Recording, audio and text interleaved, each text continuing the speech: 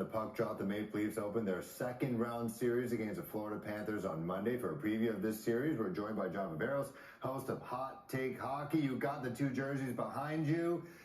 We're back at it again. It's like that GTA meme, we're back at it again with these Panthers.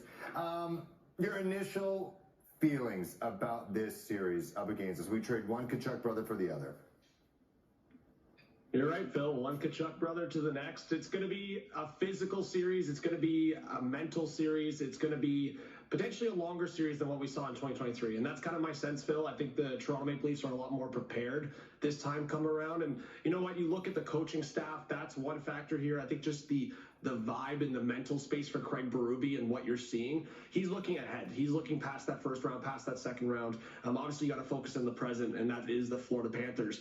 The one advantage the Panthers will have is that depth. I think that identity third line they have with Anton Lundell, Luosterainen, and now newly acquired Brad Marchand. We know the Leafs have a lot of experience and a lot of time spent in the playoffs with Brad Marchand. So that's a new factor for the Florida Panthers and different to what we saw in 2023. I think there are some advantages to what the Leafs have over the Panthers, and that's the power play. They've had the third best power play in the playoffs. So special teams is also going to be a huge factor here, Phil. I think discipline, if the Leafs don't get kind of sucked into the Panthers' mental games, and obviously things after the whistle, I think there's a good advantage here. It will come down to goaltending as well. And then I'm excited to see the Paul Maurice, Craig Berube line changes, different mental games and things like that as well. Yeah, they're going to be playing chess for sure. Yeah, Sam Bennett was a menace. So you can't be playing those head games of being calm, cool, collected like Craig Berube is. And there's also a lot of depth on this team. We've actually the Leafs picked up some guys from the Florida Panthers in the offseason. Is there a depth piece guy that you think could be a kind of a key here to try to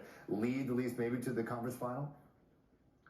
For sure. I think what we saw from Scott Laughton and Steven Lorentz, former Panther, as you just mentioned, I think those guys had a great series, but it didn't necessarily reflect on the scoreboard and the score sheet. So I think those guys could actually contribute offensively this time around. Scott Laughton, he hit a post late in Game 6 against the Ottawa Senators there.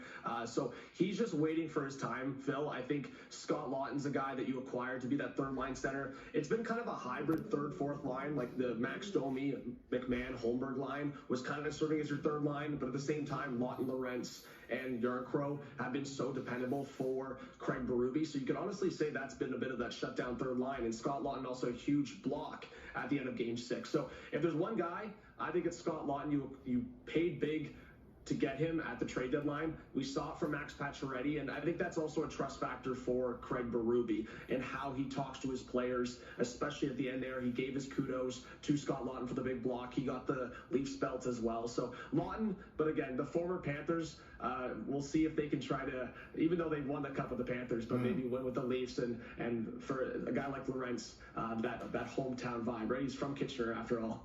Yeah, for sure. And Anthony Stolarz as well, former Panther. He's been an actual big addition. He's a mountain of a man. How sure do you think that leash is going to be for him heading into this series? Do you think it's his, or do you think we might see a little bit of Joseph Wall sprinkled in there?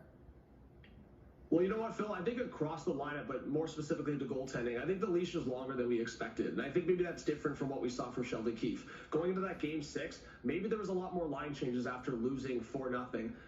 There wasn't many, I mean, except for the boost with Max Pacioretty. So I think when it comes to the goaltending conversation, I think Craig Berube is going to let it ride with Anthony Stolarz. I really think it would have to be back-to-back really tough losses for them to look to Joseph Woll. But I think that's the nice part of what the Leafs have over the Panthers. The Panthers are really all in, all eggs in one basket with Sergei Bobrovsky. If things don't go great with Anthony Stolarz, there's confidence in Joseph Woll.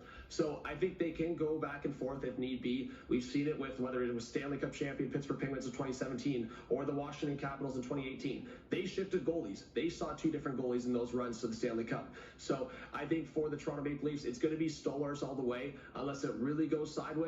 But I think that trust is there. And to see those two, I guess, teammates from last year's and Stolarz and Bobrovsky battling, that's going to be another fun storyline as well. So many storylines. John Viveiros, host of Hot Take Hockey. Going to get a lot of traffic on your channel. We do appreciate it. And see you game day. See you there, Phil. All right, take care. It is 10:25 right now.